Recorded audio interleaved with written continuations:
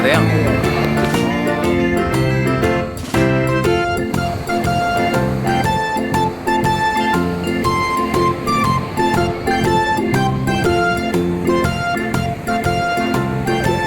Hah? Sampai deh.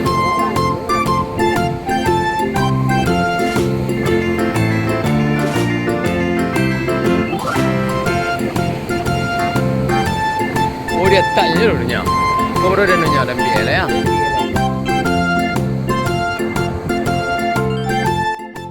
Banyak air ya. Iya. Apa pada kau dah? Ayam.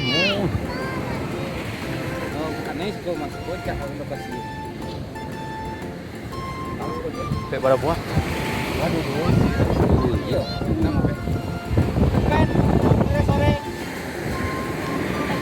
Dua, ombak satu ombak pagi dah.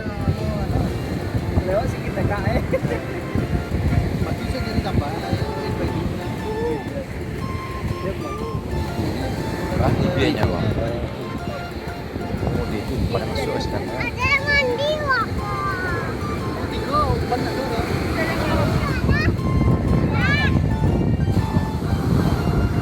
Ayam kan dia makan anak.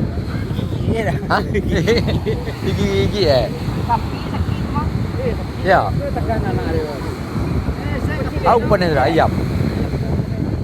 Ayam potong tu ayam lama mati. Iya. Oh, yang potong. Iya, lah. Banyak lah sekali unca berapa cepet mah. Soalnya cepet di duitnya dijual dah. Iya. Dijual. So pagi dua pasal situ. Pasal sekolah. Pasal corona namanya. Pasal corona. Wada. Kalau mau bulan puasa ada pasal. Oh, sebelumnya ada. Dulu kan ada pasal kata tapi di luar. Iya, iya, iya. Ada orang banyak pasal tu kue. Ya. Pasal sekolah. Ganti pasal eh. Pasal corona namanya lah. Pasal corona lah. Ini rami ya. Kan siang lah. Pagi sampai sore. Iya. Siang. Itu pasal ikan. Sampai siangnya.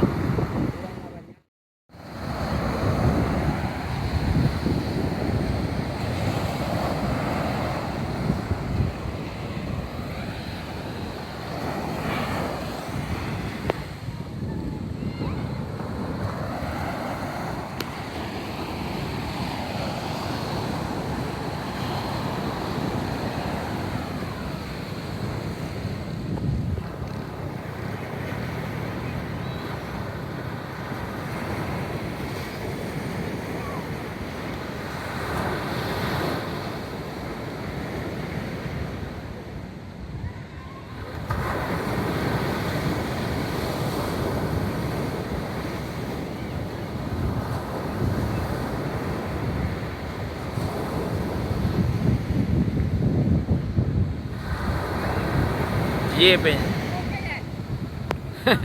Aduh. Boleh dua buah mah, dua. Dua buah. Woi, tadi banyak maksudnya dah, keduanya. Wah, mantap.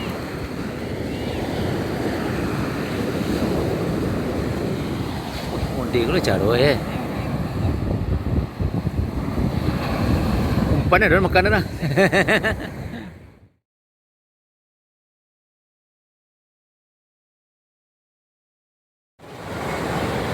Mantap sunset. Konsep teman dia. Contohnya gambarnya. Iya. Nak ke bawah sekolah. Hah? Nak turun bawah sekolah. Bawah? Ya, satu hari bawah sekolah. Kamu harus hari itu.